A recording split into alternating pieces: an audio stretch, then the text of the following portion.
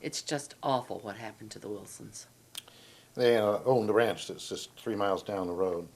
Well, Edna died last year of cancer, and then 3 months later, Stan had a stroke and died. And now their kids are running around wondering what to do. And it looks like they're going to sell it off to some developers, and they're going to put in a subdivision. No, Edna and Stan would hate that. They always wanted to keep that ranch in the family. Well, they didn't have a plan.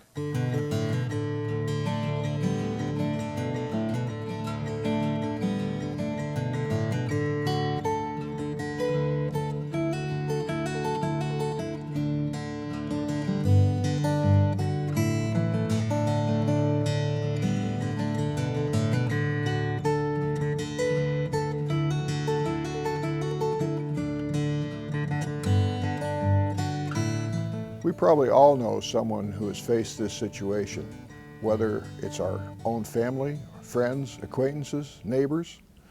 I'm Bart Eleveld, Extension Economist with the Oregon State University Extension Service. This DVD is a condensed version of a workshop series offered in the winter of 2008.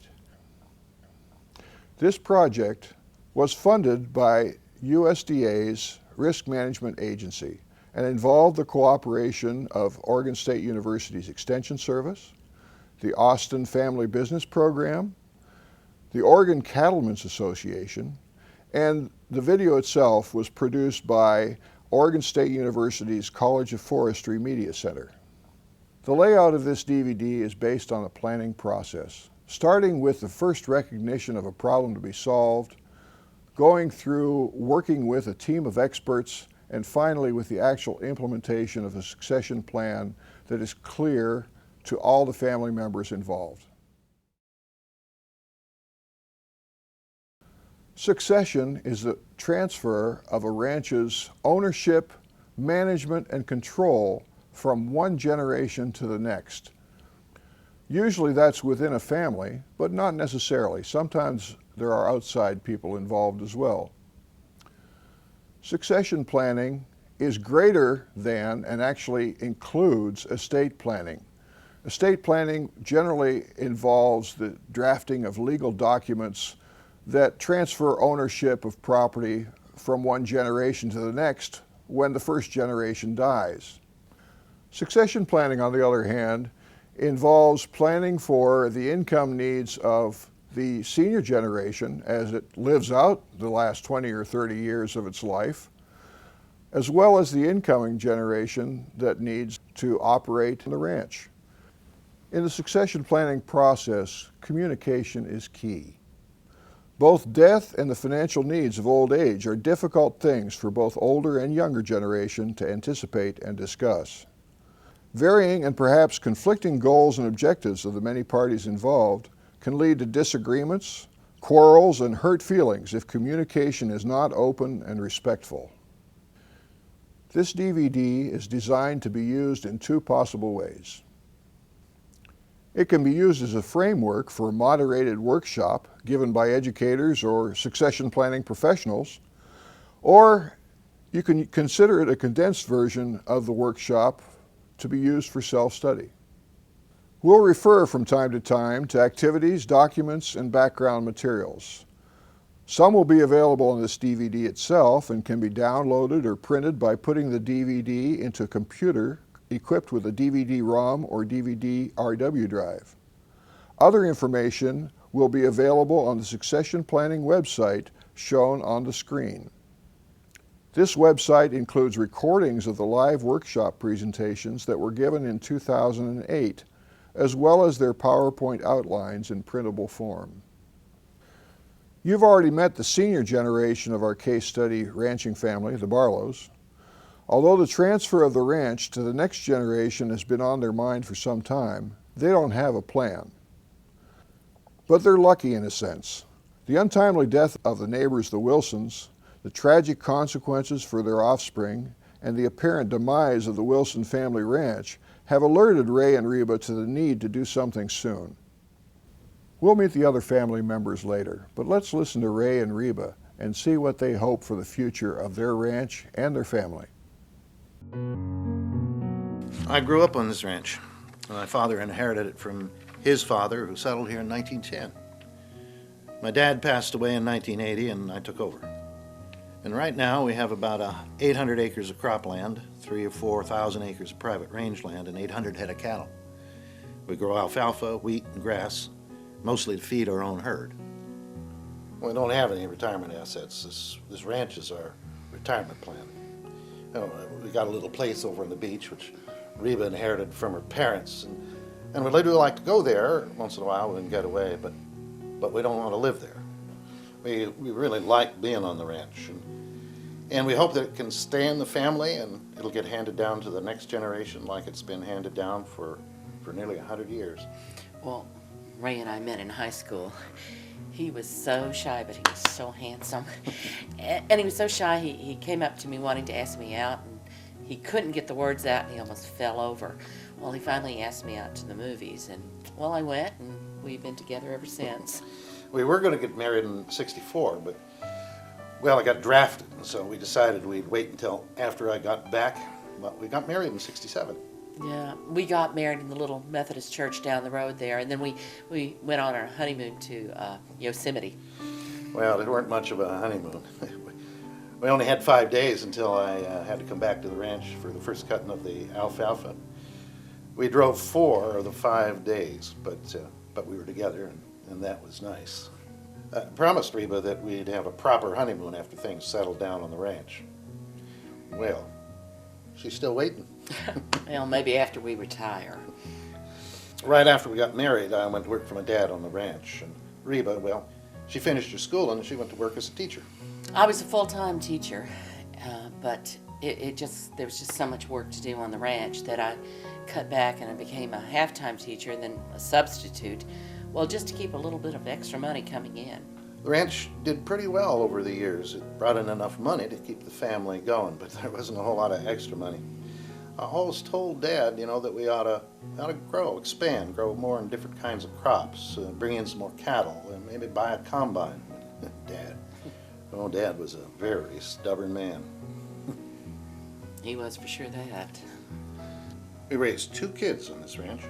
We have 3 children, Ray. We raised 3 children on this ranch. 2 wonderful human beings and 1 ungrateful little jerk. Ray? I'm sorry. Anyway, we love this ranch, and we want it to continue to be a ranch, and we'd like to hand it down to our kids, but we don't want it sold or developed. We would like to see the ranch stay in the family, and it's here for our kids and our grandchildren and our great-grandchildren, and they'll know the history of the ranch, and they'll value it and appreciate it. Well, and frankly, I don't want the government getting a large chunk of it. I'd like to keep it in the family, and I think about that, and, well, I just stay awake at night sometimes worrying about it. Yeah, and I guess to keep things equal, we're going to have to divide our estate up 2 ways when we die. 3 ways, Ray. Well, the kids are so different. I mean, will they want to continue running the ranch, or will they just cash it out? I mean, I just can't stand the thought of this ranch being turned into a subdivision or a shopping mall. We really want it to be a family legacy. Please take a moment for each of the owners to articulate the values and goals that they have for the succession of their farm or ranch. What would you like to see happen in the next 10, 20, and 30 years? What are the major challenges that stand in the way? What are your immediate goals? Share your goals with the other owners and try to merge them into a consensus statement that best represents you both or all. Later on, it may be useful to do a similar exercise with the next generation in the line of succession.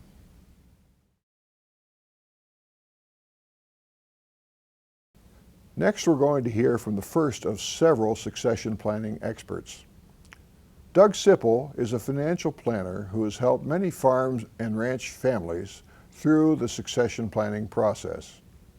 So why is succession planning necessary? The primary thing that we want to get you focused on in this process is the fact that most family members are not always on the same page. A lot of the times the the problem with trying to pass a ranch from one generation to the next is the first generation may have certain ideas that they think the way things should be done, and the second generation doesn't understand those, or there hasn't been enough communication, or there's generational differences in the way they view things. So the first thing that we're trying to prevent is the wealth wounds and the train wrecks that can happen to families over this issue of how to transfer assets from one generation to the next. Ranches are, and farming in general is an interesting business because it really is a lifestyle business. And a lot of the challenges are the fact that family members work in the business, but really it's a lifestyle. The business is a lifestyle, and the lifestyle is the business. But oftentimes one of the problems is there's not enough training or education or responsibility for the financial side. But the most important assets to transfer are the human assets. We like to talk about the differences between human, intellectual, financial, and social assets, and the fact that we're really focusing on the people in the family first, and the financial assets are simply a tool or a part of the planning, but they don't encompass the whole planning. One of the issues we're trying to prevent is the breakup of families. Oftentimes we see families actually getting into very harsh arguments over these topics, and the real challenge is how to prevent the family from stopping the communication and avoiding the problems that can come with family members stopping speaking with each other.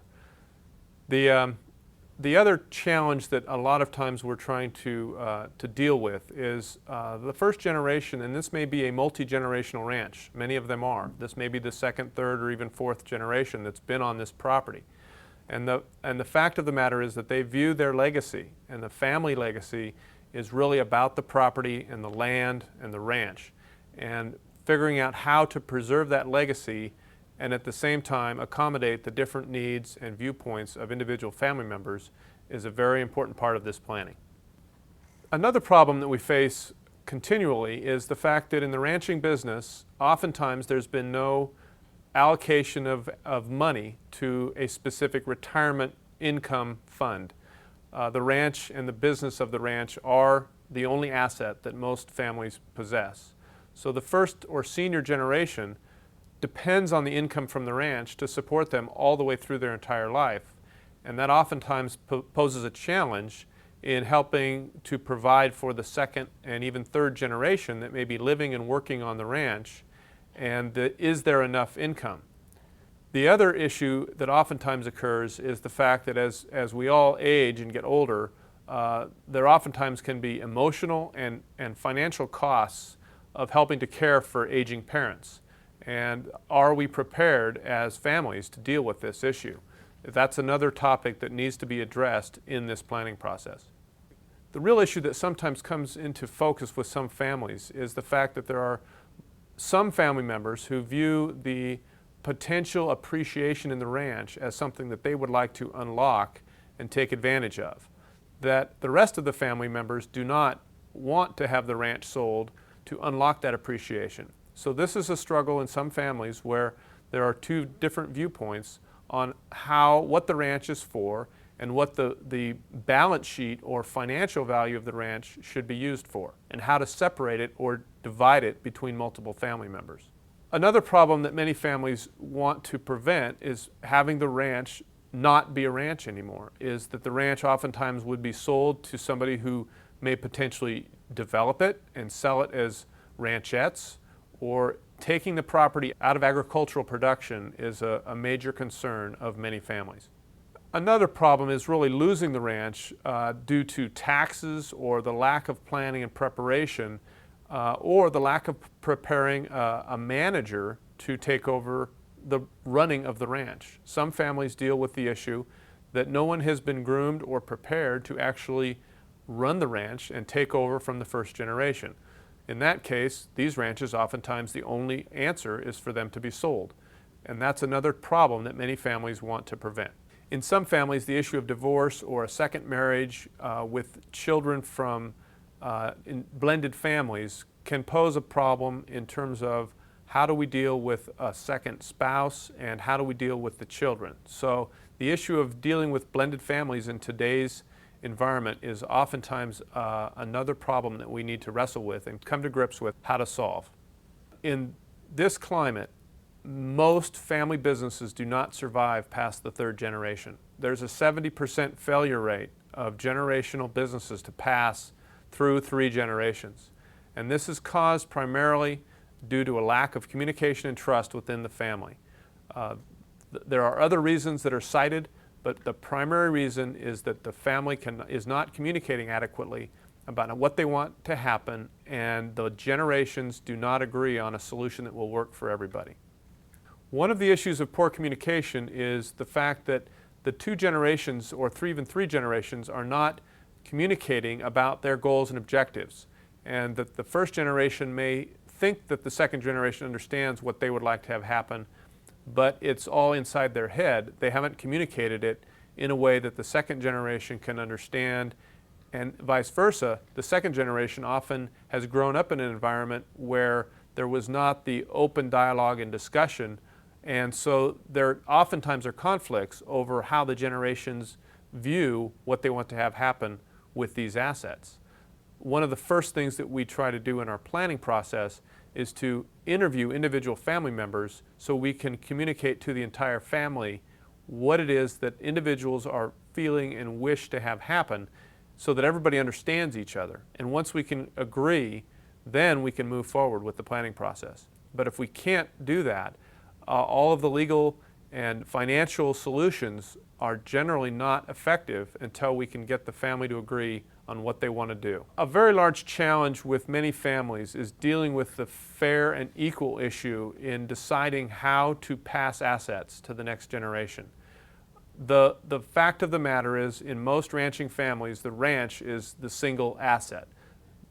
And the challenge is in how to take that asset and to divide it between 2, 3, or more heirs is oftentimes a real struggle. Unfortunately, oftentimes equal is not fair. It's very important that you look at each child individually and think about what's their current situation.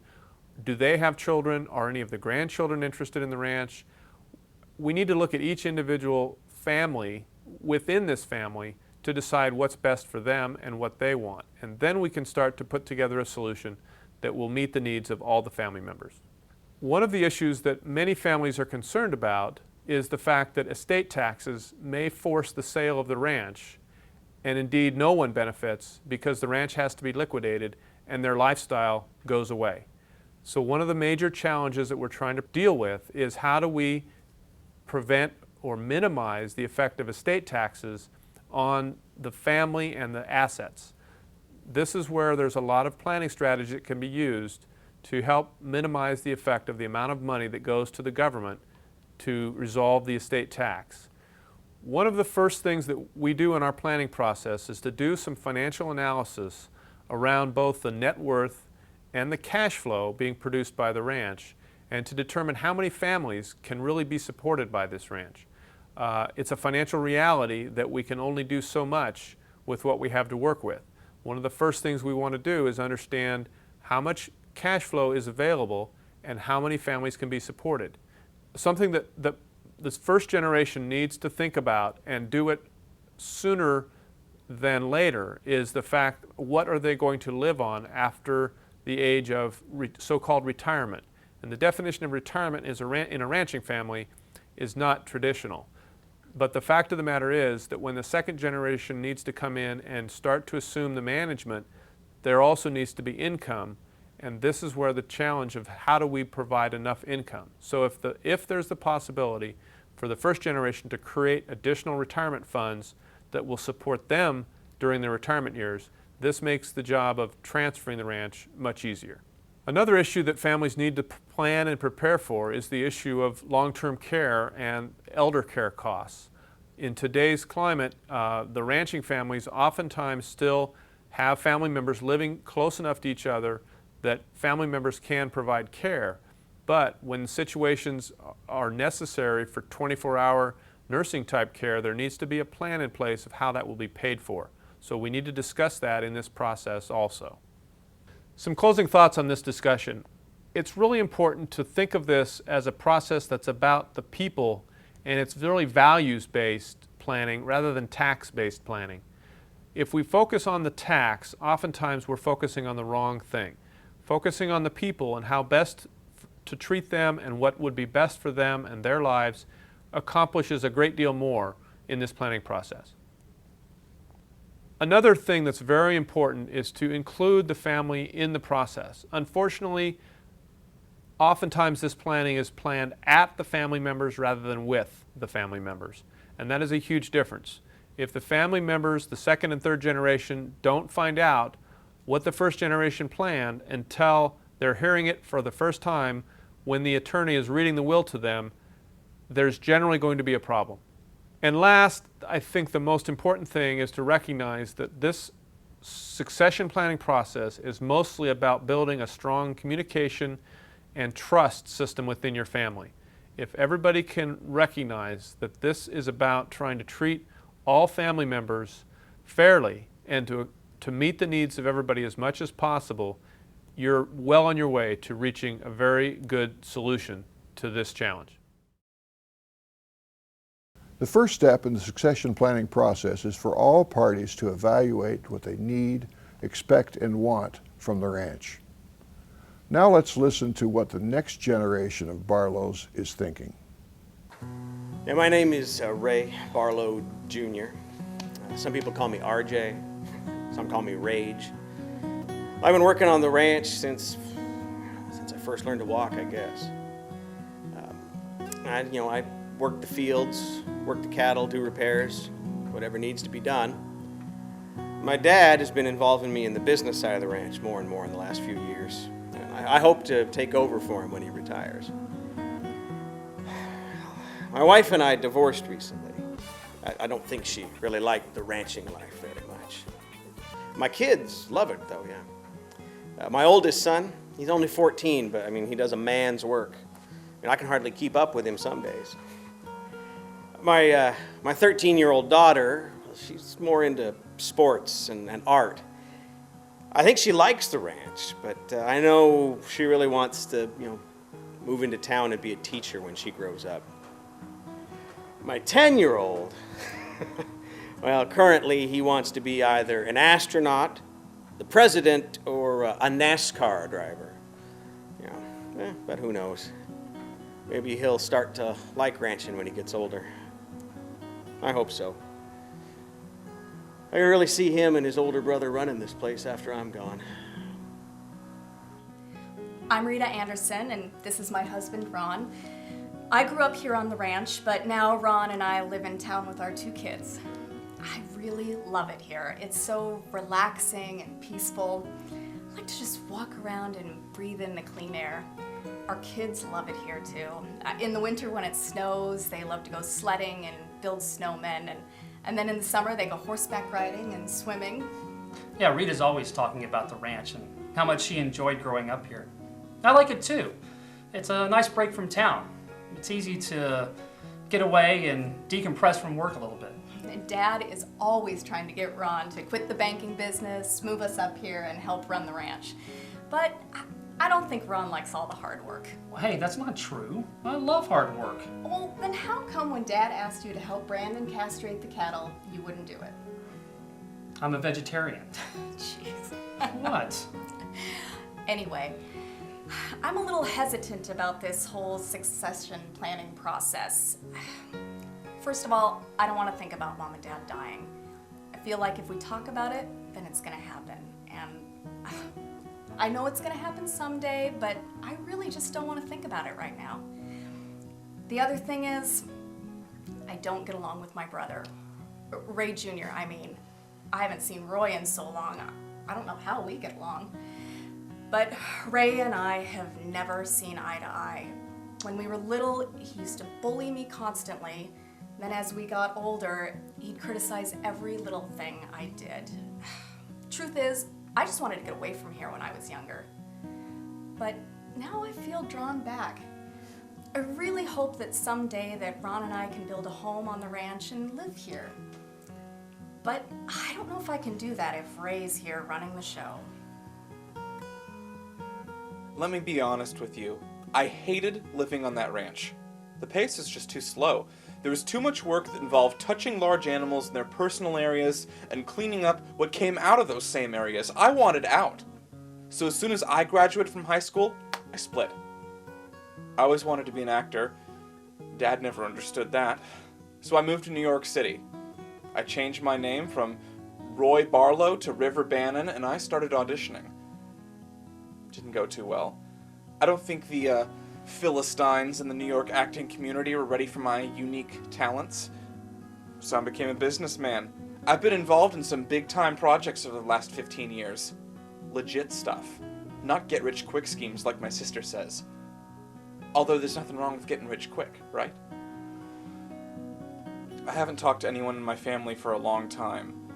I borrowed money from all of them that I couldn't pay back, and, you know, it caused some tension. So I figured it was just best to stay away. But now that Mom and Dad are trying to figure out what to do with the ranch after they die, I want to be there. I'm not going to be shut out of my rightful inheritance. I'm a part of the family too, and I deserve my share. Plus, I need the money. I figure 1/3 of that place should bring some serious coin. Let's formulate this evaluation. We want each of the ranch's owners to rate the ranch property on the heirloom scale. Each owner, usually spouses, should fill out the sheet individually without discussing it first with each other. Rate the ranch and its assets on a scale of 1 equals my property is one of the financial assets in my portfolio and nothing more, to 10, my property is a priceless family heirloom to be protected at all costs. Whatever your rating, write a few short statements that describe why you feel this rating applies to the ranch. If your ranch is a large or complex operation with several separable parts, you may want to do a form for each distinct part. For example, you might have a timber operation or a non-ranch investment or business in addition to the main ranching operation. Later, we'll ask the owners to share your ratings and try to synthesize a common statement.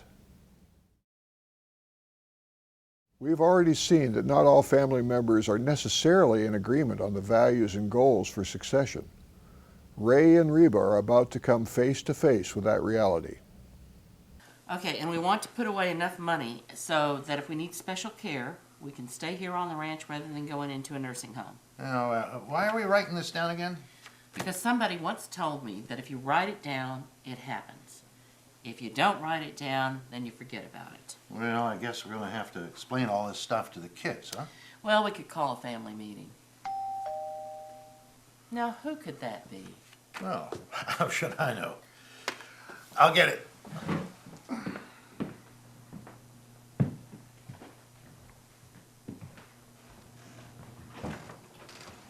Hi, Dad. How are you?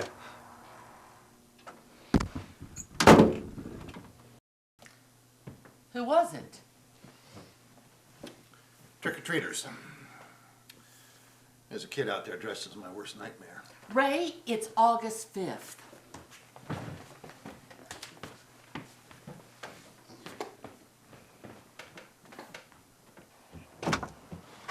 Hi, Mom. Oh, Roy! It's been such a... Oh, it's so good to see you. Oh, Ray, it's Roy. Really?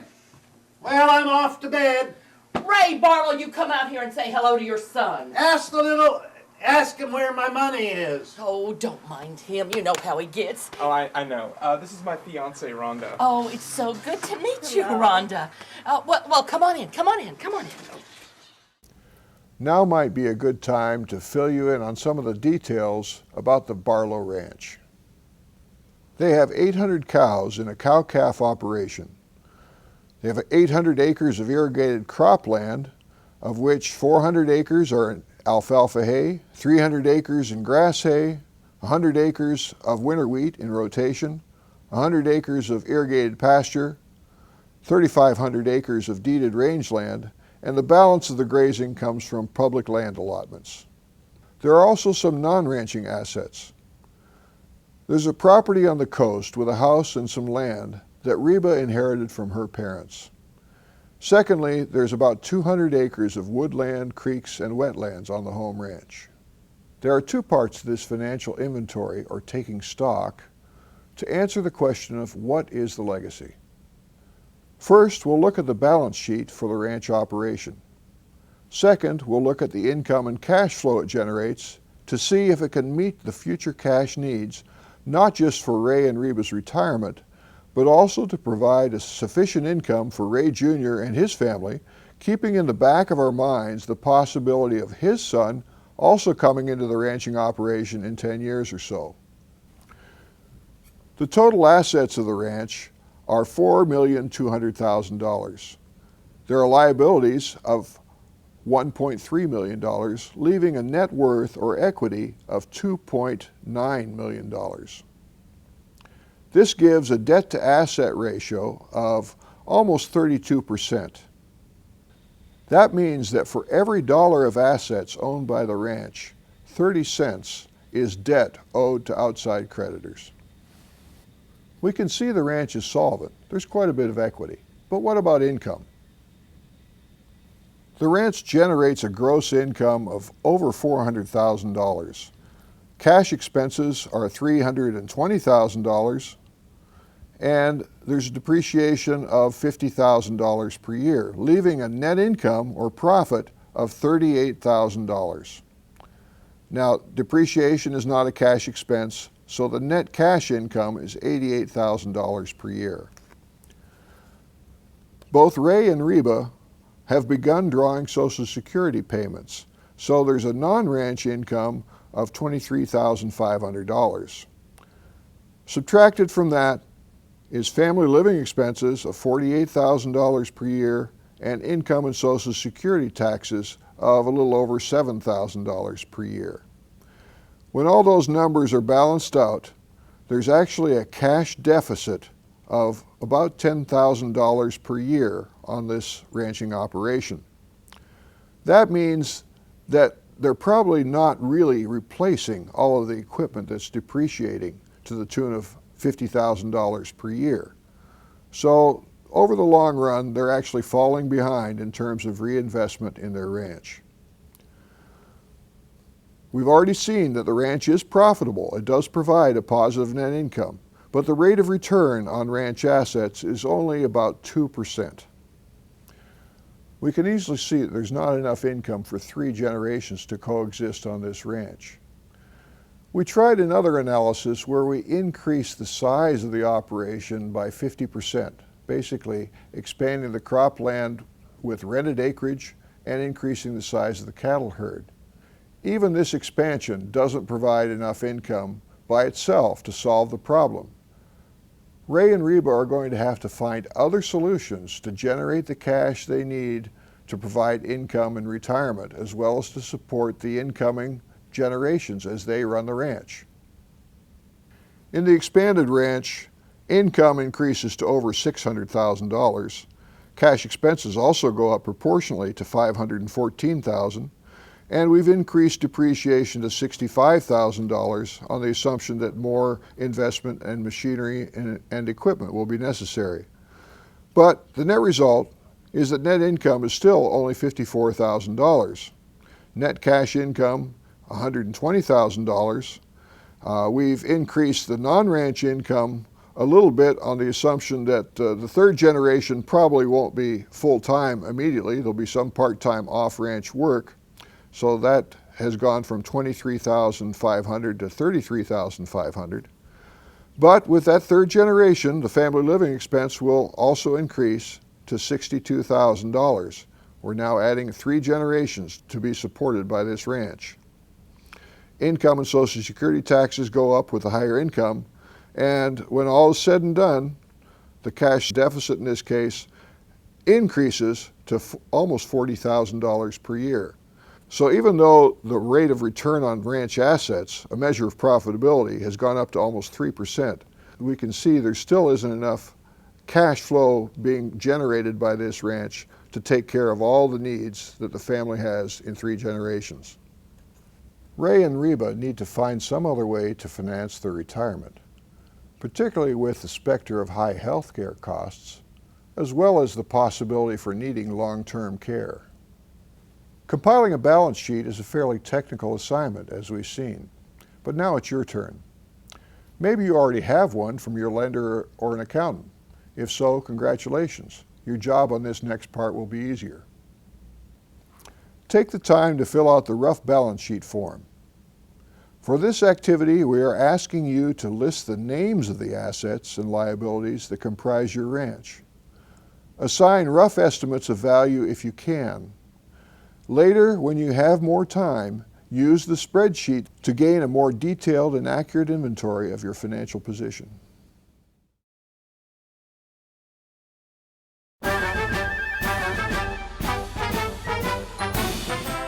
You know, putting your succession planning team together is a lot like the way a professional football team is organized.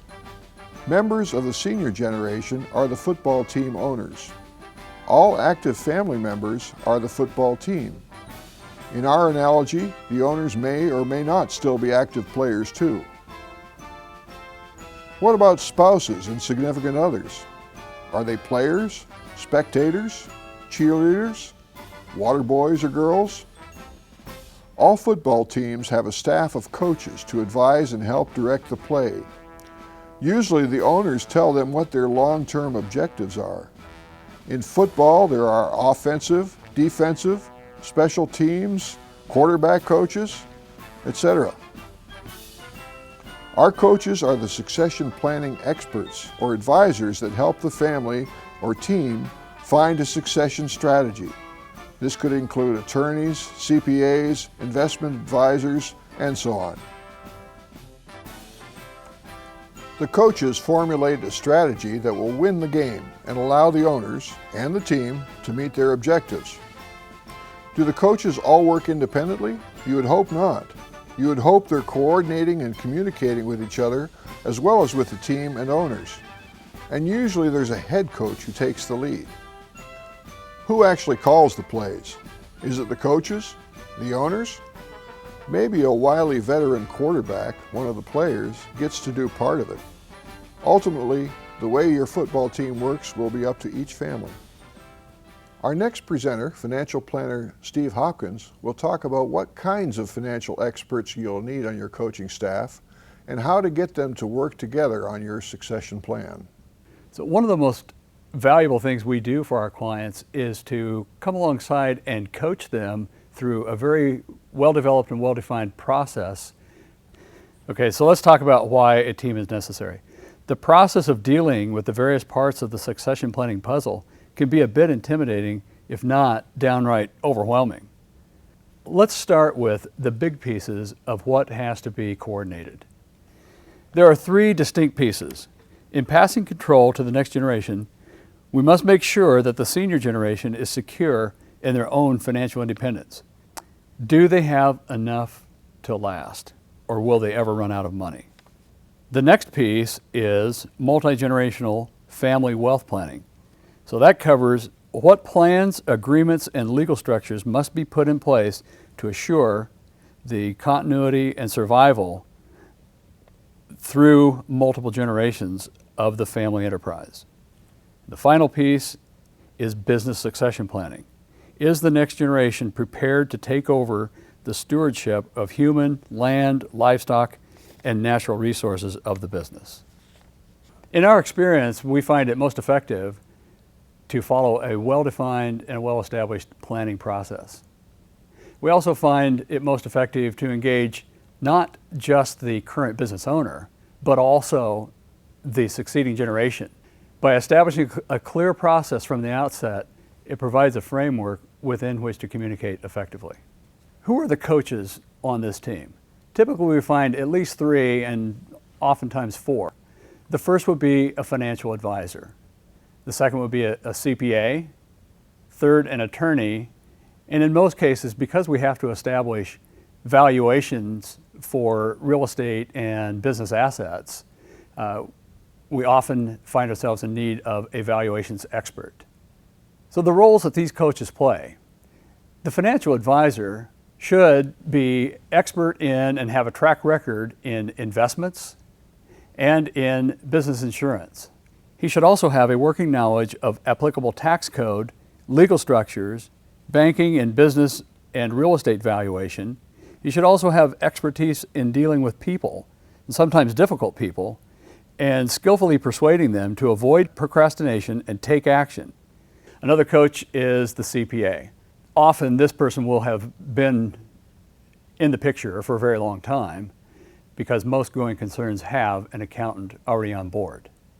Ideally, the CPA should be a tax planner versus a tax preparer. That is, they need to be very conversant with the evolving changes and nuances of the tax code that will affect you in your planning. The third member of the coaching staff is the lawyer. Now here's where we really need to draw some very clear distinctions in expertise. You may have a good relationship with an attorney who helped you solve a property line problem, but if he's never done estate planning, he is by definition a beginner. I mentioned the inclusion of a valuations expert on the team. In virtually all cases, we must establish fair market values for real estate and business assets at specific points in time. If the use of a limited liability corporation or a limited liability company is used in your planning, we'll have to have a very specific valuation performed to establish what level of discounts may be used. The team members that I've mentioned so far is not an exhaustive list. We may call on the expertise of bankers, real estate professionals, and other sundry professionals as the needs arise in your specific case.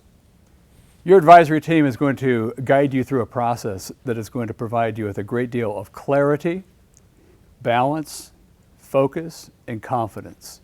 The clarity is going to come in asking a lot of questions and pulling out of you what it is exactly that you want to accomplish. For balance, we want to make sure that we balance the needs of Generation 1 and Generation 2 and succeeding generations. We're going to keep the process focused on what's the most important outcome. It's very easy to get distracted and run down rabbit trails in this process. So we want to keep very, very focused. And finally, all of these things, if we have a clear picture painted, if we have taken into account the needs of all the stakeholders, and if we have done a good job of keeping everything focused, then everyone in the process is going to be very confident in the outcome. Where do you find the advisors? This is really no different than finding a new doctor or a dentist or an auto mechanic. The first thing you do is ask around. Who do you know? Look to your neighbors, friends. Look to your associations. The most important ingredient in the whole equation is good communication. You need to pull the team together around the same table and see how the communication dynamics work. Is there good chemistry? Are people willing to share and talk and trade information? Can people check their egos at the door? Is somebody the smartest guy in the room?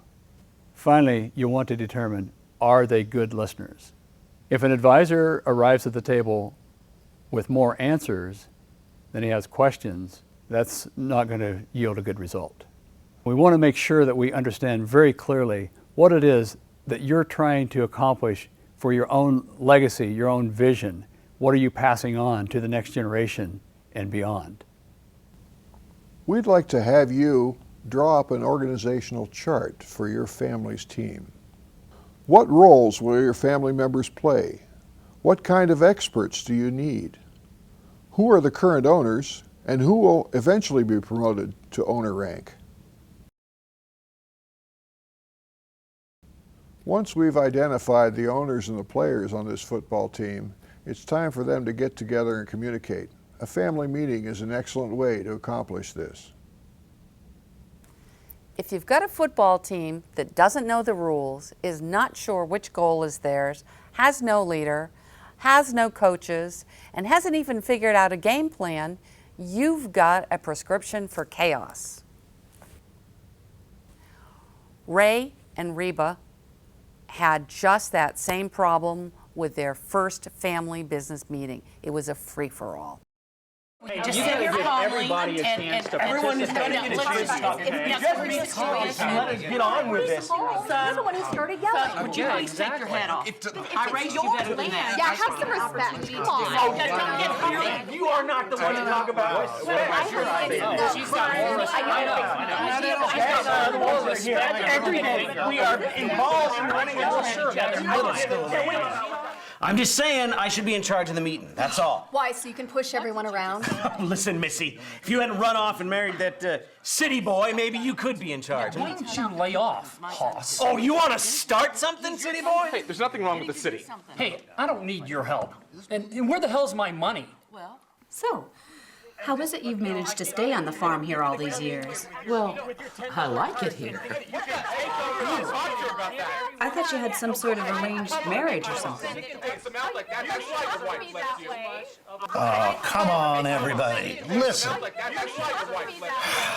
They can't listen.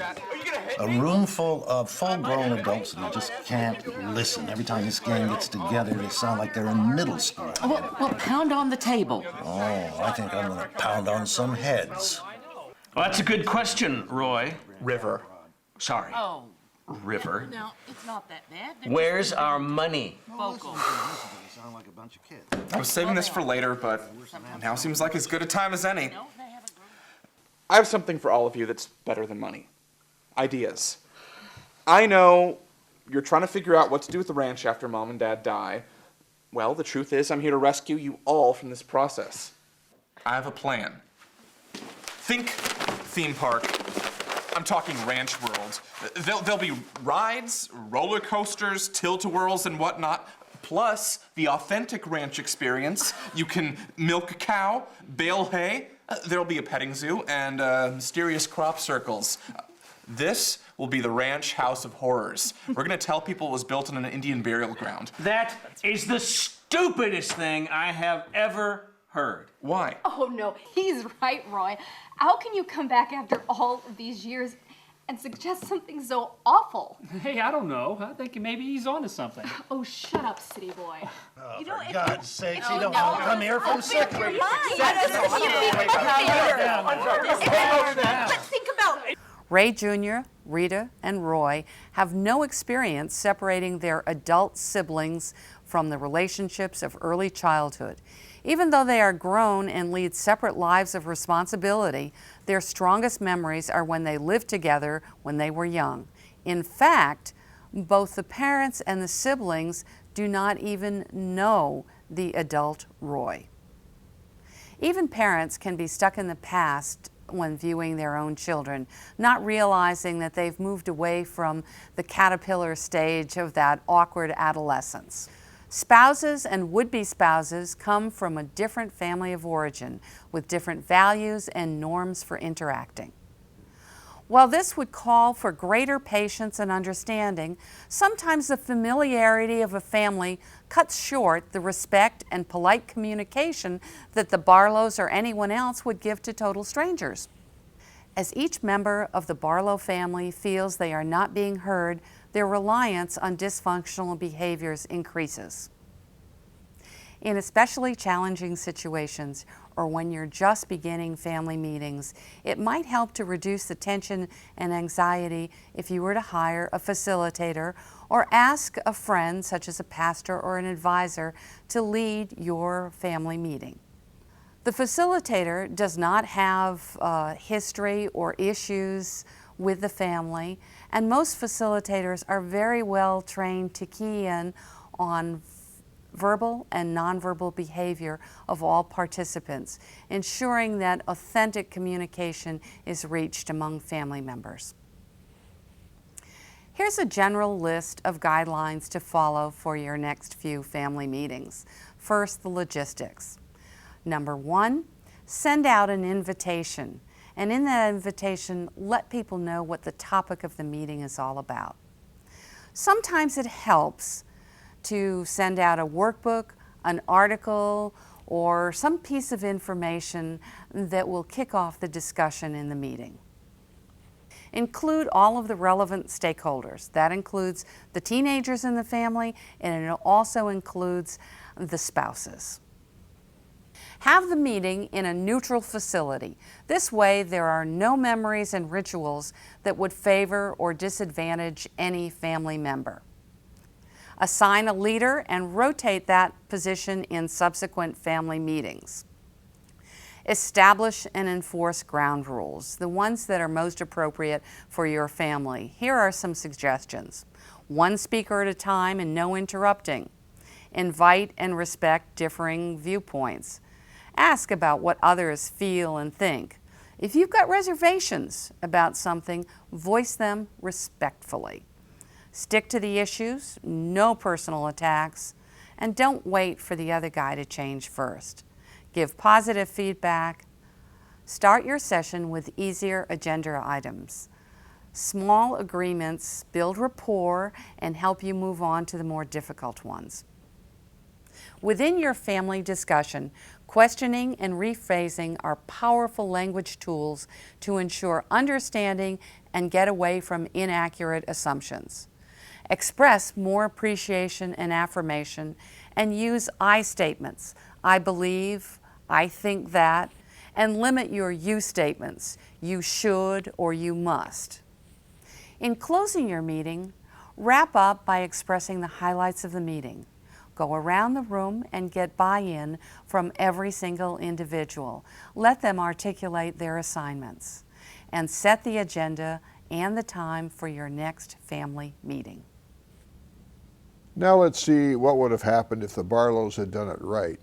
Hildegard, the whole region. You know, the He high took rise, a there's great not care of ranchers a lot around of space here. to and grow that a was whole just lot, but So important. But so I important. still, you have a balcony, you can always do tomatoes and all. I mean, I guess it's not for everyone, but it sounds like Jethro's liking it. Now, do you get out? I mean, can you leave the bank and work? Do you work anywhere in the community? I don't. I get a chance to go out some to visit some of the customers, but All right, everybody, let's get started. All right. As you know, Mom and Dad asked me to chair these family meetings because I'm involved in the daily operations of the ranch, and I'm the oldest, I guess.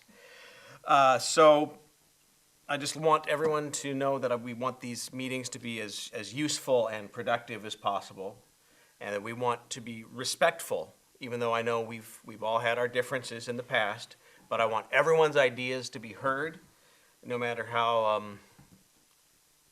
unusual those ideas might be. I'd also like everyone that has married into the family, or who might marry into the family someday, know that their opinions are valuable too, and that you're free to give your input as we go along. All right, so is there any old business? Well, yes, there is, son. There's just one thing. I wanted to let everybody know that we went ahead and purchased that used bale wagon from the Nelson Ranch, you know, the one that we had discussed at the last meeting. It sure cost a lot of money, but Ray and I figured out that because the machine's so efficient that it should more than justify the cost, and we should see a lot more income from the hay crop over the next few years. Interesting. Well, will it take a lot of time to get the hired hands up to speed on it? No, actually, Dad and I have both got it pretty well figured out, so we should be able to start training the hands next week.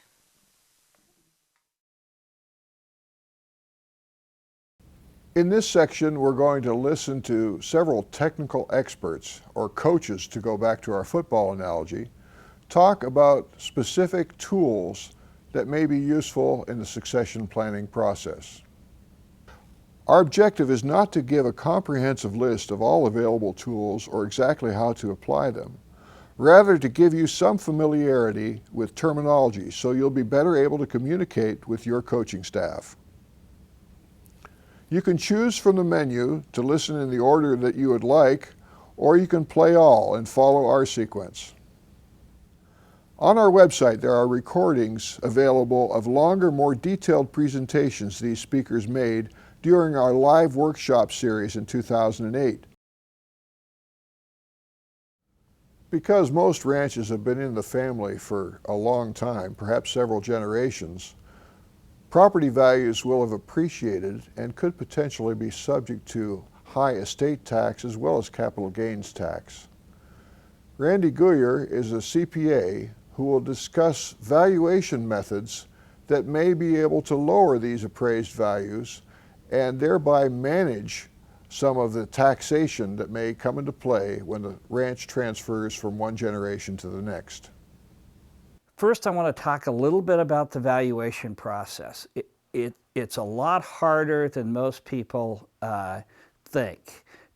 Most people just sit down, they say, well, this is what my ranch is worth. Well, today, with the real estate values where they are, it's a little more difficult to determine exactly what those ranch values should be.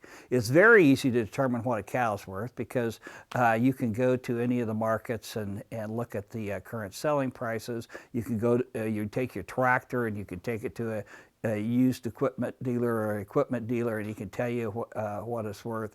But land is harder to value, and there's some techniques that you can use. Now the highest level would be to have the property appraised. So you could take your property, you could have it appraised, and that would be a starting point for value. And another alternative would be to work with a real estate person that is knowledgeable about farm and ranch property. So in the case of Ray and Reba Barlow, if they had somebody in their area who was working and selling ranch property and had experience in that area, they might just give them a general idea of the value of their individual properties. For Ray and Reba, in our case, we have a little unique issue in that we have the cabin on the coast, which might require some special valuation work. The other place you can go is to county records. County records keep track of what they call real market value as well as assessed value. The problem is that county records in most areas have not stayed current with the market. The market is being driven not by farm and ranch families, but by people from that are non-farmers and ranchers coming in and buying farming and ranching properties. So the valuation requirement for the Internal Revenue Service is market value, and market value is defined as what a willing buyer would pay for that property, or for what a willing seller would sell the property for. So its highest and best use is not given any special valuation in the initial phase of valuing properties for estate tax purposes. A couple of techniques that we use is in the organizational structure and working with attorneys to develop different entities, and through those entities reducing the value of assets and providing a easy means for gifting of assets and bringing in other members into the process. So in our case, we have Ray and Reba Barlow. And Ray Jr. is on the ranch and wants to stay in the ranching business. So we have an opportunity here to reorganize their form of operation, which would improve the estate tax results. So let's talk about how that would work. So a common thing for us to do would be to take Ray and Reba's ranching operation and put it into a limited liability company, and take Ray and Reba's real property that's used for ranching purposes and put it into a separate limited liability company. So the one limited liability company would have the operation, the other would own the real property, and the operating entity would rent the real property from the rental limited liability company. The opportunity that this provides, especially when we start making gifts and passing on an annual basis a percentage of those individual entities on to Ray Jr., is that it opens the door for some discounts in the estate process. Limited liability companies have rules. They, when you put property in there, it restricts what you can do with the property. So therefore, because there is a limited marketability of a partial interest of a limited liability company, there are discounts that can be applied because of lack of marketability to those assets, which reduces the overall value in the state. The same applies to a minority interest. Ray Jr. initially is going to have a minority interest in these entities and may continue to have a minority interest up through Ray and Reba's death, or may end up with a majority interest. But if there's a minority interest in the estate, in an entity, that interest is subject to even deeper discounts for estate tax valuation purposes. As an example, a typical valuation discount for a lack of marketability would be up to 35% of the real value of the assets that are in that entity. All of this is contingent upon the organizational documents, the business purpose, and all of the other things that go into forming these entities properly and operating properly. You have to be willing to take risk. You have to be willing to make gifts. There's an annual gifting exclusion of $12,000 per person, so that each person can give $12,000 a year to another person, and there's no special reporting required. One of the advantages of gifting an interest in an LLC as opposed to an outright piece of property or cows or something like that is that an LLC gift can be discounted. So therefore, you might be giving away $16,000 of value, which you discount down to $12,000 and stay within the gifting limits, and makes it easier for you to pass your estate partially off by gifting and avoid estate taxes. So let's talk a little bit about what the estate taxes are, why this is really important. All of the estate planning laws are subject to change. They can be changed at any time. All it's got to do is pass the House and the Senate and be signed by the President. That being the case, the important thing is to put together a format that'll work no matter what the estate tax law is. And then we look for other ways to help protect against the tax, such as life insurance trusts and so forth. So doesn't make any difference who wins what election. We are almost guaranteed there'll be change in the law, and if you put this system together that we have talked about, or this format together we talked about, it has the flexibility to adapt to whatever the law is at that point in time. If you're an Oregon resident, we have $1 million exclusion, except that we were very fortunate in the last special legislature, a bill was passed which updated a prior bill and gave us a special exclusion for farm and ranch property, which includes real property, equipment, and cattle. So if we have 15 million or less in an estate, and that does not have to be directly owned, it could be owned in an entity of farm and ranch property, then you can reduce the Oregon tax, which starts at $1 million over that range.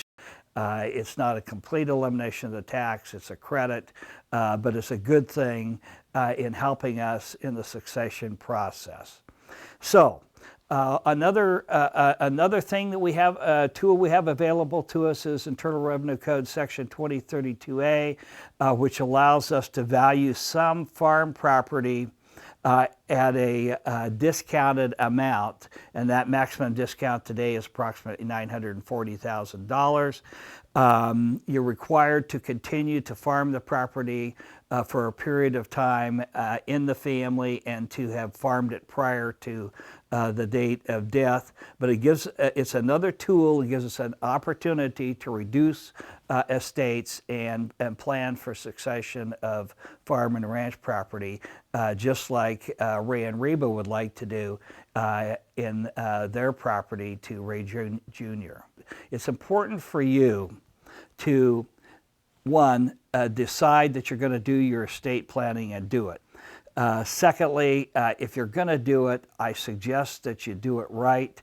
Find the professionals that you're comfortable with and proceed, because it's well worth the effort. And if you do not plan, I will guarantee you the succession of your farm and ranch will terminate. There's a wide range of legal instruments that are used to transfer the legal ownership of property from one generation to the next. Attorney George Guyer will discuss wills, trusts, and buy-sell agreements and how these are used to protect the ownership of the property as it makes its way from one generation to the next. If we continue with our football analogy, the business entities in succession planning will be the rules by which everybody plays the football game.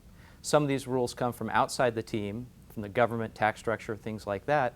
Other rules come inside the team in decisions on how wealth should be transferred, which family members receive what assets, what types of entities we use, those types of things.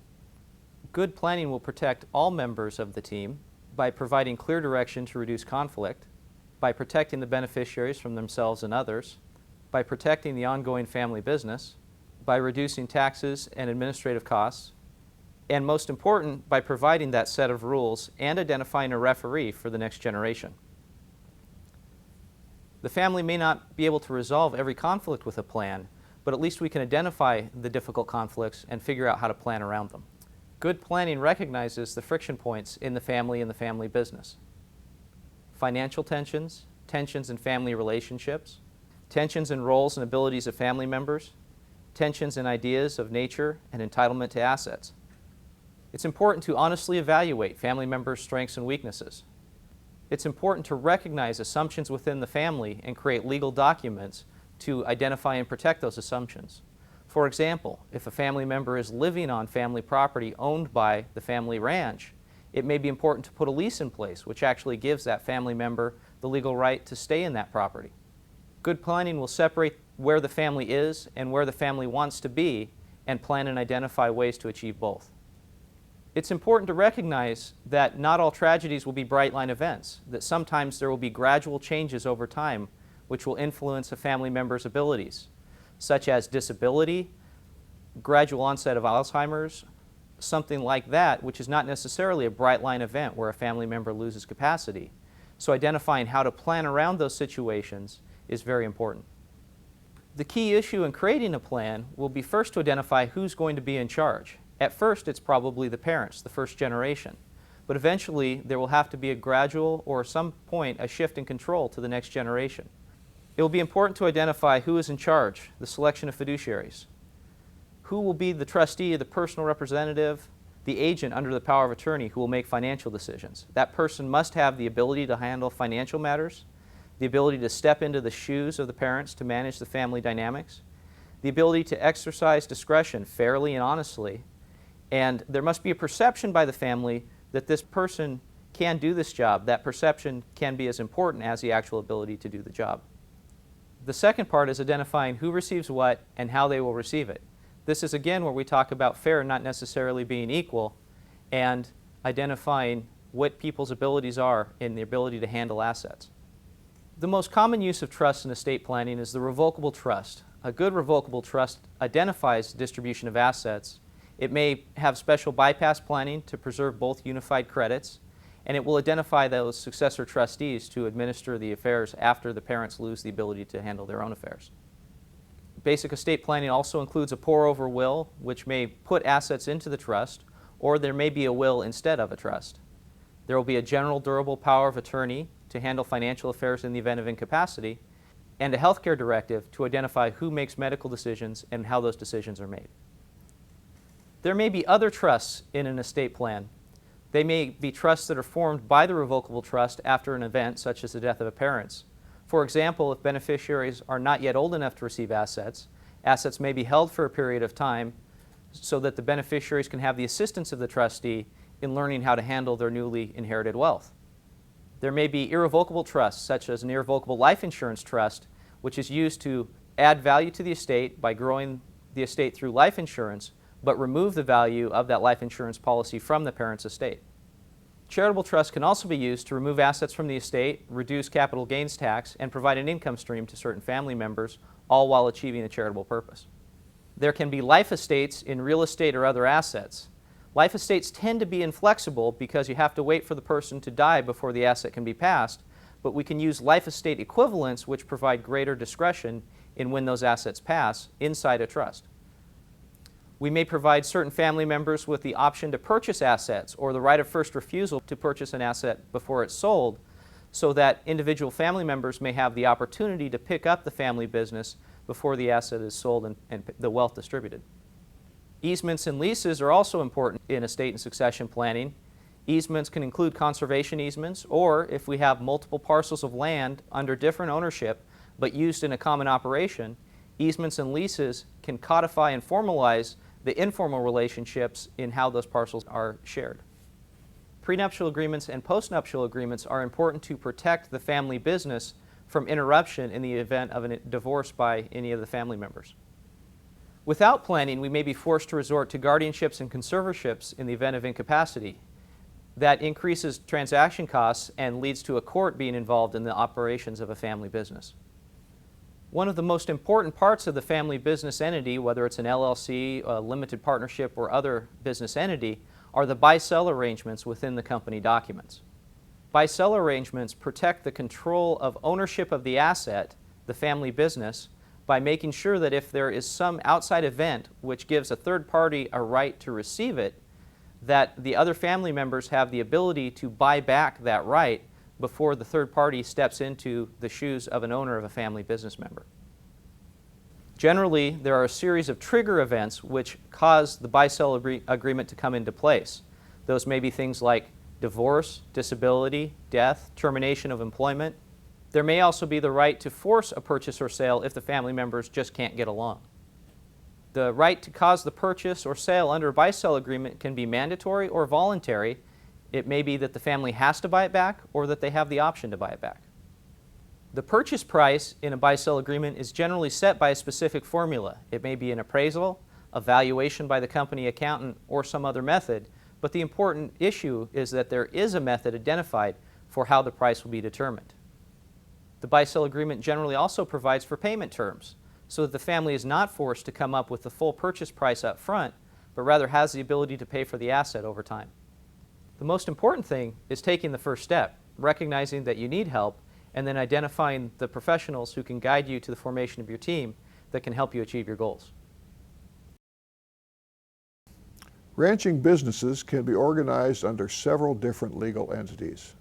Attorney Christy Anderson Brecken will discuss what some of these alternative forms of organization are and how these forms may facilitate the transfer of the ownership of the business from one generation to the next. When you're choosing your business organization, you're going to want to consider some operating objectives and some succession planning objectives, because of course this business organization is going to be used day to day, but then it's also going to be used as a tool to help pass it down to the next generation. Before I discuss each different type of business organization that you might want to consider, I'm going to go over some of the terms that we'll be using. All right, the first one will be limited liability. It's a characteristic of some of the business entities that I'll discuss that allows a plaintiff against the business to recover only business assets. The second term is pass-through taxation. This means that the business entity is not taxed on its own income, but the income to the business goes directly to the owners, who then pay taxes on their own personal returns. And the third term is discounts for minority interests or discounts for lack of marketability. This basically means that the valuation of shares in the business that go into the estate are valued at less than fair market value when considered for estate valuation purposes. And the reason that they're considered at less than fair market value is because the owner of the shares doesn't have sole control over the enterprise and can't sell those shares on the open market. So they do have less than fair market value. So all three of these characteristics are actually very beneficial both for ongoing and succession planning purposes. So when I go through each type of business organization, I will point out which ones have these characteristics and which ones do not. The first type of business organization that I'll discuss is a sole proprietorship.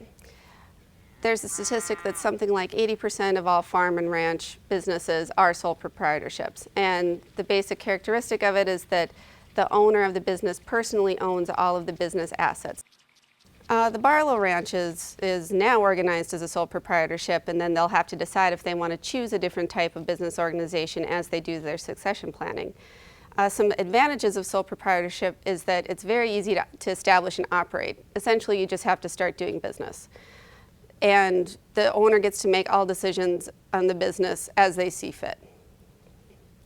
In other words, the owner has complete control over what they do with the business, and the other big advantage is that there is pass-through taxation there. So the income from the business flows directly to the owner, who is then just taxed on it on their own personal income taxes.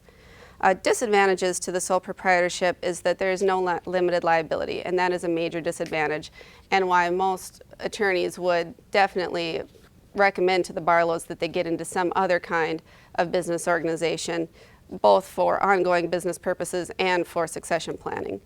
A major disadvantage of a sole proprietorship is that it's going to be difficult to transfer for the succession planning process. And another will be for ongoing purposes, that it's difficult to raise capital if they should ever need more capital for their business. The next type of business organization is a general partnership. It is essentially like a sole proprietorship, except it's when two or more people enter into a business for profit. So this might happen if Ray and Ray Jr. started farming together or operating the ranch together, and both were had equal voices in the business operation. So the advantages of a general partnership are essentially the same as a sole proprietorship. There's pass-through taxation. It's easy to establish and operate.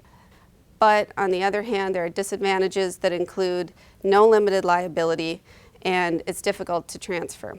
The no limited liability is an additional problem for general partnerships because one partner can enter into a contract and default on it, and then the business is bound to the contract, but the other partner is also personally liable on the contract. So if Ray Jr. entered into a contract that his father did not approve of, that would still bind the business, and if they defaulted on the contract, then the other party to the contract could go after Ray Sr. as well as Ray Jr. and the business assets. So again, a general partnership's major downside is that there is, again, no limited liability. Okay, so the sole proprietorship and the general partnership are kind of default business organization. It's what arises when people just start up a business, start operating it, and go for it. On the other hand, there are statutory types of business organizations that are set up by filing with the state. Usually it's with the Secretary of State's office. And a corporation is the first kind of business organization that I'll discuss that is this kind of a statutory business organization. So the main difference between default types of business organizations and statutory types of business organizations is that default types have no limited liability, statutory types do have limited liability. So a corporation is the first kind of business organization that we'll discuss that's a statutory type. It separates the ownership of the business from the day-to-day management of the business. So with corporations, there's a three-tier structure to how a corporation is set up. First, there's shareholders or stockholders, depending on what you want to call them. They get one vote per share, so not per person. And the shareholders are the owners of the business, and they vote for the board of directors. The board of directors is the next layer. They vote on major business decisions, and they hire the officers or employees which manage the business from day to day. So if the Barlows were to become a corporation, they would probably give ownership interest to all of their children. So Ray and Reba would still retain ownership interest. They would be shareholders. Ray Jr. and the other children would also get stock or shares in the corporation. So in other words, the business entity is going to be formed and take over ownership of all of the business assets, and then the individual who had owned the business assets before will own shares in the business entity as a whole. Most of us are aware of corporations in the sense of Fortune 500 companies, big corporations with many shareholders, but corporations may also be what is called closely held. So an individual family may be able to own a corporation and keep the ownership within the family. There are two types of corporations. There's a C corporation and an S corporation. A C corporation is used mainly by much larger companies. It's not primarily used by family corporations, but I'm going to introduce it anyway. So the advantages of a C corporation are continuity. In other words, the business will continue or have perpetual life regardless of what happens to individual shareholders. There is limited liability for shareholders. It's very easy to transfer interest, and this is the main selling point when it comes to succession planning. It's easy to sell or give shares away as opposed to, say, selling or giving away pieces of your land or individual pieces of equipment or livestock. The other big advantage for succession planning purposes are valuation discounts, which I discussed when we went over the different terms. The main disadvantages of C corporations are complex administration. It's not difficult to register with the state as a C corporation, but once you are registered with the state, you need to keep up certain corporate formalities. There have to be shareholder meetings, there have to be board of director meetings and minutes. They all have to vote properly on issues, they have to keep proper records and books, and most importantly, the corporation needs to keep its business assets separate from the personal assets of the shareholders. That particular point is going to be true with any statutory business entity. The other big disadvantage with a C corporation is that there are two layers of taxation. When the corporation itself earns income, that income is taxed first to the corporation as its own individual entity, and then after the corporation is taxed, it will pass dividends down to its shareholders, who are then personally taxed on their personal income taxes. So the two layers of taxation make a C corporation not very attractive to most family organizations. The other type of corporation is an S corporation. This one is more attractive to small family-owned businesses. Like a C corporation, it has the advantages of continuity of life, so the business continues regardless of what happens to individual shareholders. There is, again, limited liability for shareholders. The big advantage of an S corporation as opposed to a C corporation is that there is no taxation at the corporate level. So for succession planning purposes, it is easy to transfer interest again. It's easy to sell or give shares to your heirs before your death in order to reduce your taxable estate.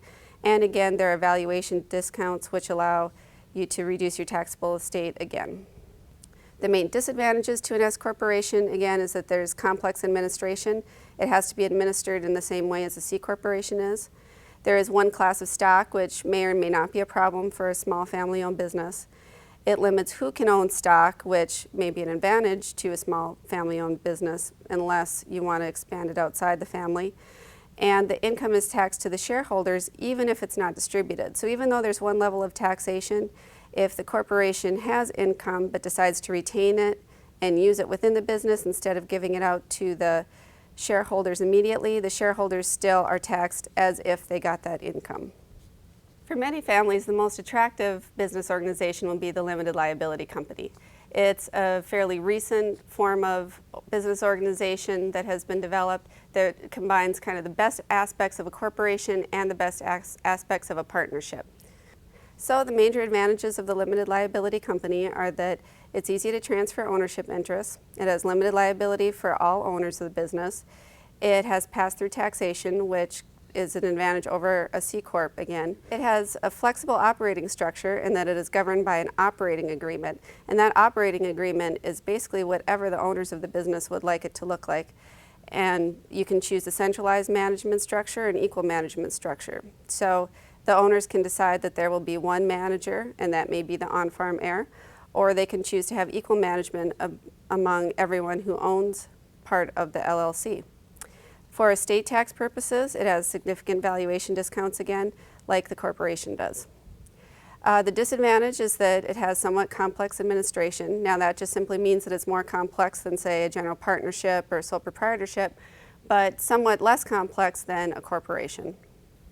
So there are other types of business organizations out there than those that I've discussed today. The S Corp and the LLC are considered to be probably the most attractive for family farm organizations. but you will want to talk to your team of experts and other legal advisors about what's right for your family. Ranching families often have a shared vision for the way their property should be used in future generations. Frank O'Leary of Oregon Rangeland Trust discusses how conservation easements and trusts can be used. Conservation easements can provide an alternative to land use laws, which, by their very nature, restrict the use of the land but provide no compensation to the landowner. By placing a conservation easement on a piece of property, the landowner is provided with the opportunity to keep the land used as it's currently being used and receive compensation in the form of remuneration and/or tax incentives for the uses that they're giving up. So exactly what is a conservation easement? Well, simply put, a conservation easement is a non-use agreement between the landowner and the land trust holding the conservation easement.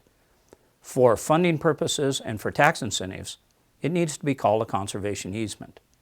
By placing a conservation easement on a piece of property, the landowner ensures that the property will be used for its current use or as they write the conservation easement parameters.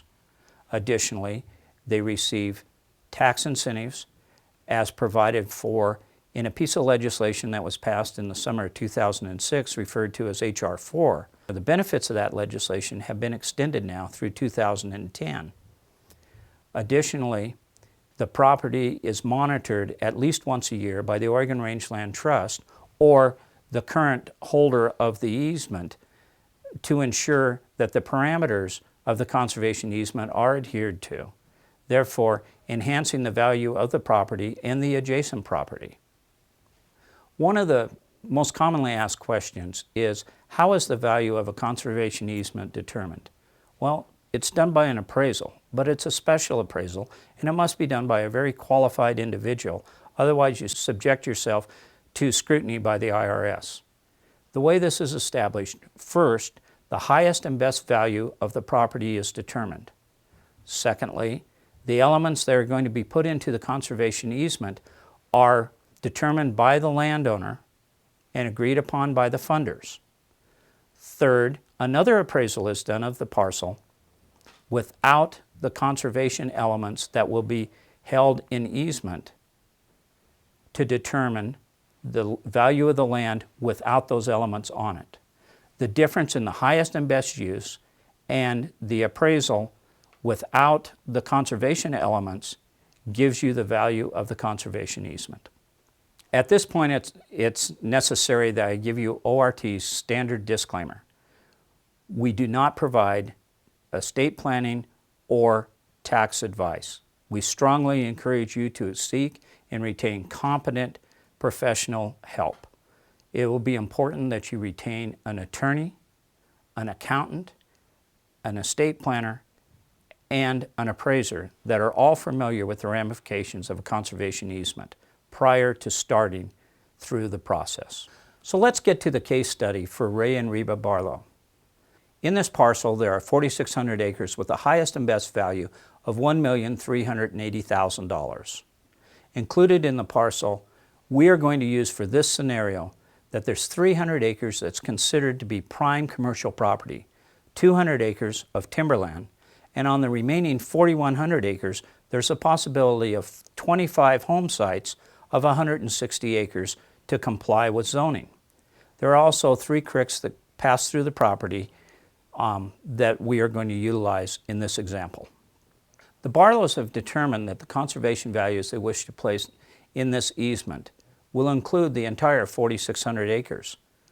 They are going to utilize for their purposes the 300 acres of commercial property, the 200 acres of timberland, 20 of the 25 home sites, and approximately 100 acres that includes the riparian areas around the 3 creeks. The value of the parcel without the conservation easements as determined by a qualified appraiser came out to $831,750.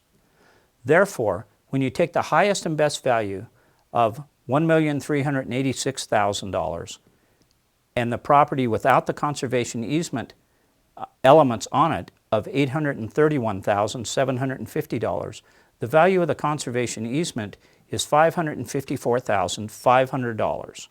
This is the number that we'll be working with. There's a term that's used in conservation easements called a bargain sale. And what that means is if the seller of the easement receives less than full value of the easement, it's considered to be a bargain sale. In today's environment, it's important that the landowner participate in the conservation easement in order to obtain the necessary funding for the rest of the value. Ray and Reba have determined that they'll donate approximately 25% of the value of the easement, or $138,000.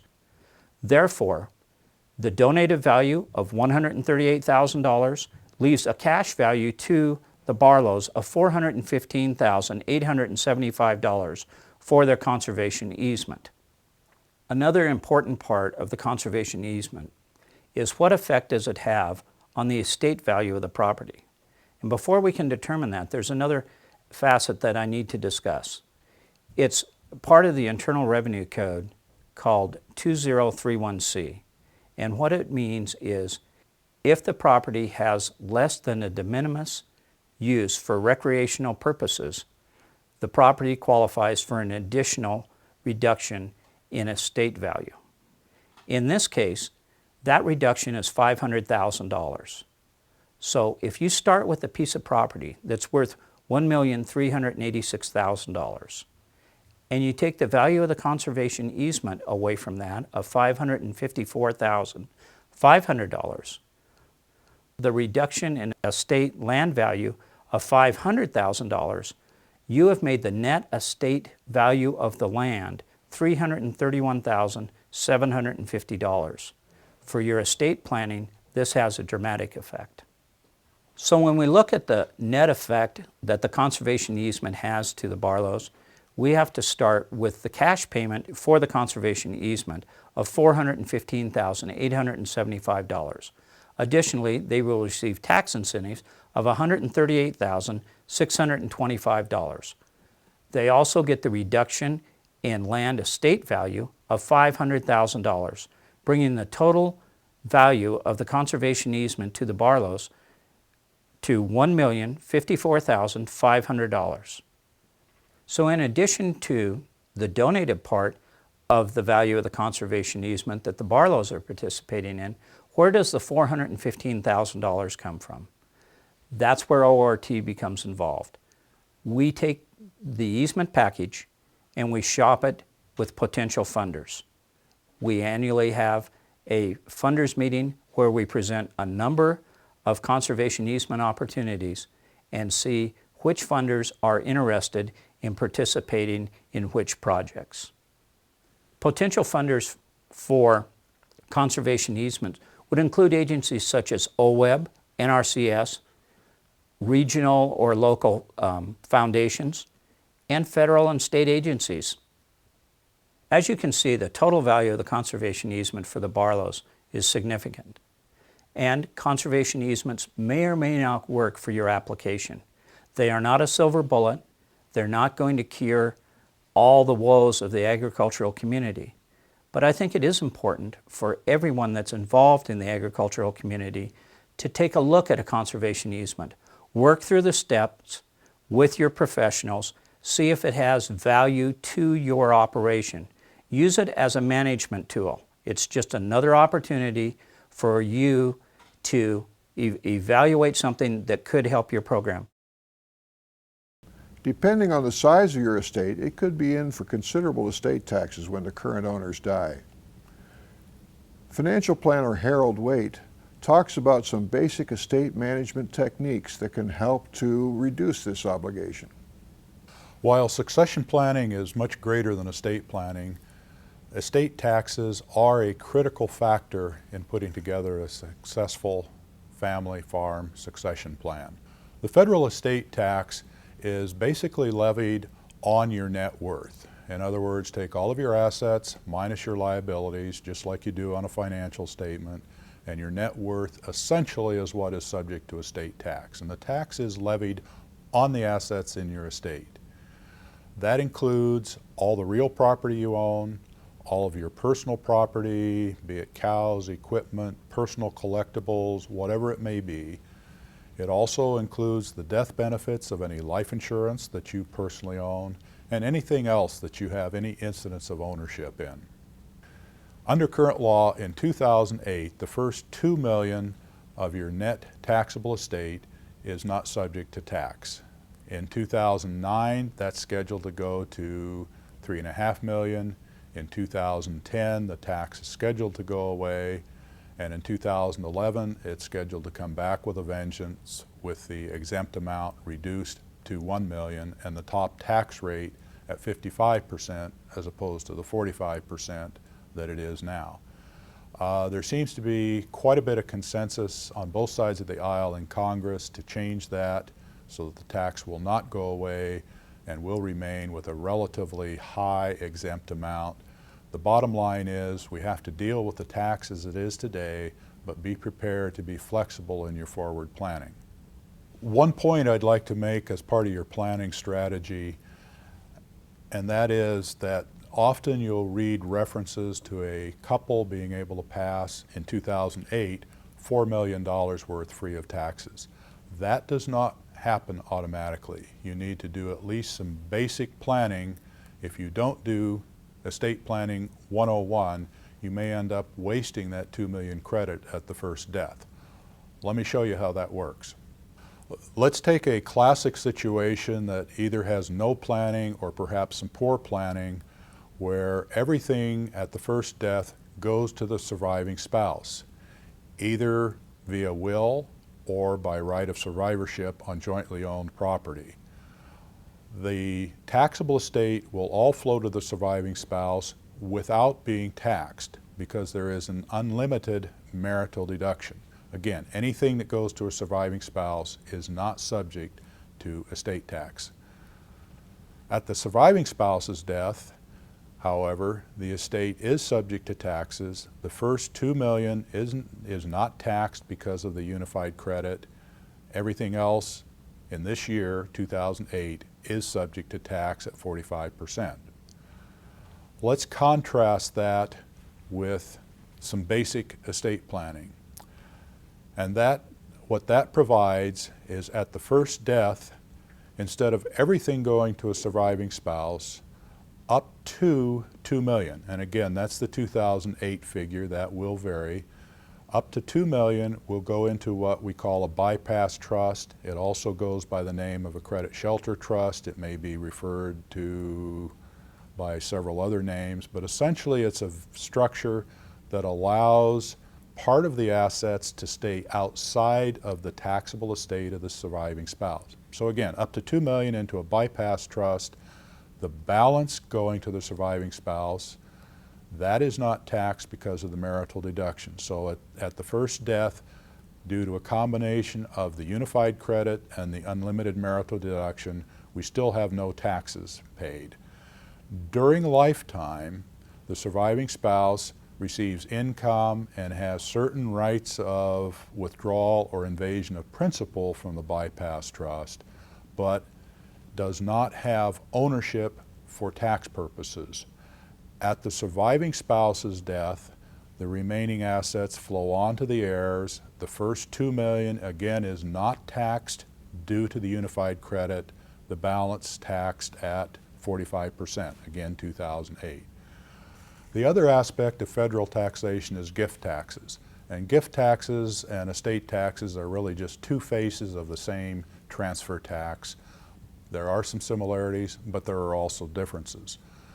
One big one is that the gift tax exemption or unified credit is limited to $1 million lifetime. There are exceptions to the $1 million limit, and that opens up some interesting and useful planning tools.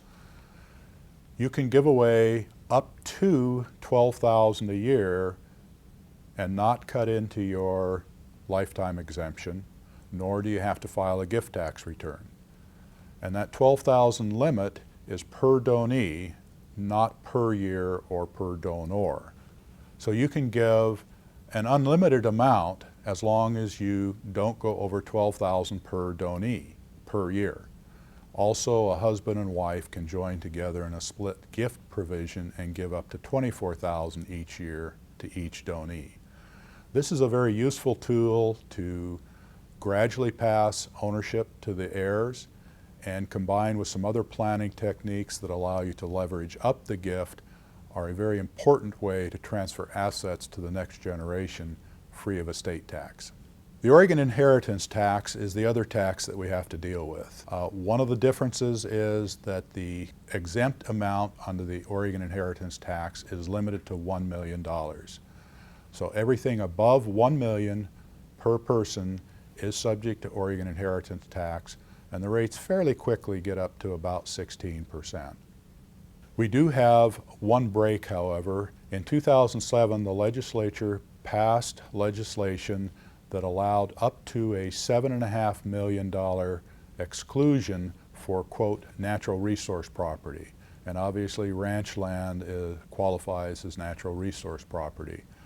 The legislation was modified in the special session early in 2008. It's a relatively new law. We're still seeing how it shakes out. But for many situations in the ranching community, this may go a long way towards reducing or eliminating Oregon inheritance taxation.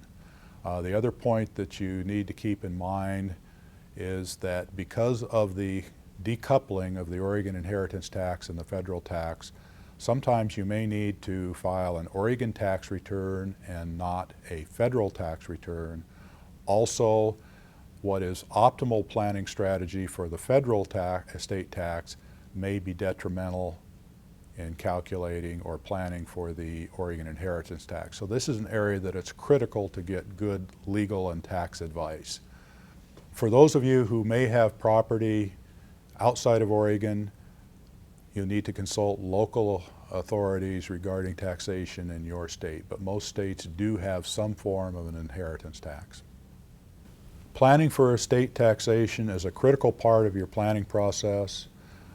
Such taxation is challenging and often changing, and professional advice is required. Many retiring ranch owners need income from their assets at the same time that the next generation needs these funds for the operation of the ranch. And they also want to leave something to charitable causes. Financial planner Harold Waite talks about some potential win-win solutions to these seemingly competing goals. Let's take a look at Ray and Reba Barlow. They've not set a lot aside for retirement other than their ranch and other assets. They do have one asset that they've been looking at for retirement, and that's a beach house that Reba inherited from her parents many years ago, a house on the Oregon coast with about 20 acres that they probably won't ever live in. They'd rather stay in the dry side of the mountains and not live at the beach. So one of the things they're considering is selling that beach house and investing the money for retirement income. Since Reba inherited that so many years ago, she has a very low basis. They conservatively estimate the property's worth about $1 million now. The basis that Reba inherited it at was about $100,000. So we're dealing with a $900,000 potential taxable gain. Let's take a look at what happens if Ray and Reba sell the beach house, pay their taxes, and invest the difference. If they sell for a cash price of $1 million, capital gains taxes on that $900,000 gain will be a little over $200,000, leaving them just under $800,000 to invest. If we assume they get a 5% return, that gives them an income of a little under $40,000, about $39,000 a year. And assuming a typical lifespan of 25 years, they'll get total payments of just under $1 million over those 25 years. At their death, the property then goes on to their children, and given the size of their estate, will be taxed at today's rates of about 45%, meaning that Uncle Sam, i.e. federal and Oregon, take about $300,000 of estate taxes, leaving a little over $400,000 to go to the kids. Let's take a look at how that works graphically. We see that the Barlows have received just under $1 million worth of income. Uncle Sam gets a total of a little over $500,000 in taxes, capital gains taxes and estate taxes, and the children inherit the investment proceeds of a little over $400,000 at the end. Let's take a look at an alternative scenario. Instead of selling the property outright, Ray and Reba first donate the property to a charitable remainder trust. A charitable remainder trust is an irrevocable trust, which, as the name implies, the balance of the funds at the end of the trust period go to a charity. Normally, the trust period will be for the life of the grantors, but it can be for a stipulated number of years or some other option. In this case, instead of having to pay capital gains taxes, Ray and Reba actually create an income tax deduction. Charitable gifts do generate income tax deductions. In this case, the present value of the remainder interest going into that trust is a little over $350,000, which translates into about an $85,000 tax credit, direct tax credit against their tax. This is a credit that they can carry forward if they can't use it all in the current year. So right up front, instead of creating additional taxes, we've created a tax deduction. Once the property is in the trust can sell it and not pay any taxes, being a charitable entity. So in this case, the full $1 million is available to generate income. Again, assuming a 5% return, this generates $50,000 a year in income, or given the same assumed 25-year life expectancy, about $1,250,000 over their lifetime. At the end of their lifetime, at the second death, the proceeds remaining in the trust go to the charity. Uncle Sam gets nothing. There is no taxable estate left. Let's take a look at how that looks graphically. In this case, they've received over $1 million of income. Uncle Sam actually has less taxes than if they had hung on to the property. The charity gets $1 million. The only real problem in this situation is the heirs do not receive anything. Ray and Reba come out well, the charity comes out well, but we haven't completed the third leg of the triad. So let's take a look at a third scenario. Same scenario, they donate the beach house to the trust, generate the same upfront tax deduction. The trust sells the property, invests the proceeds, again generating $50,000 a year. But in this situation, Ray and Reba create a second trust, what we call a wealth replacement trust. It's really simply an irrevocable trust that holds a life insurance policy that will be designed to give their heirs a meaningful inheritance. In this case, given the death benefit chosen, the funding each year will be about $9,000, leaving Ray and Reba about $41,000 a year income, which is still a couple thousand more than they would have received had they sold the property outright. At their deaths, the life insurance proceeds flow to their children, and again, the trust assets flow to the charity. In this particular case, we assumed a $784,000 death benefit, which is simply the amount that the children would have received had there not been an estate tax in place on an outright sale. This amount can be less than that, more than that. It's strictly a subjective judgment, but it is a way to adequately give the children what Ray and Reba feel they should get. So let's take a look at this one graphically as well. In this case, Ray and Reba receive a little over $1 million worth of total income over their lifetime. Their children receive more than they would have received on an outright sale. The charity receives $1 million. Uncle Sam is the one that's left out. This is truly a win-win situation where everybody that you feel is important to your life comes out ahead. Yourself, your children, and your favorite charity. We've really taken you about as far as we can. The next step is for you to hold family meetings and compare family members' goals and objectives and try to arrive at some consensus. Assemble your coaching staff and make sure they work as a team. If they won't work as a member of a team, fire them and get coaches who will. Once your coaching staff have made their best recommendations for which tools you need to use and you've agreed to them, it's up to you to actually put them into effect. Make the changes, sign the papers, follow the recommendation. Well, it looks like things are going to work out just fine. We've been consulting with our financial planner and we got ourselves a plan. And we're going to be putting that in place over the next few months. And I think we're going to reach our goal. Well, and I can tell you that we're sleeping better at night knowing that the ranch is going to stay in the family. Now, about that honeymoon?